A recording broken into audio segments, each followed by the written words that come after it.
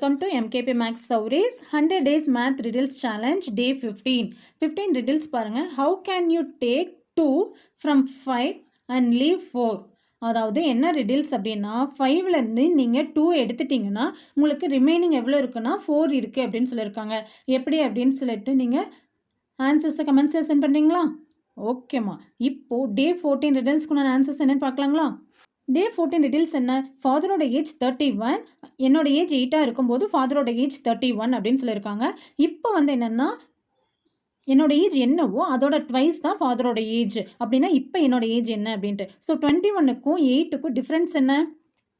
23. ஓகேங்களா? அப்போது 23 வந்து ஃபாதருக்கும் எனக்கும் இடையே இருக்கக்கூடிய டிஃப்ரென்ஸ்.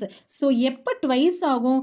என்னோட ஏஜ் 23 இருக்கும்போது தான் ஃபாதரோட ஏஜ் என்னவா இருக்கும்? 46 அப்படின்னு டபுளாக கிடைக்கும் இல்லைங்களா? So answer is 23.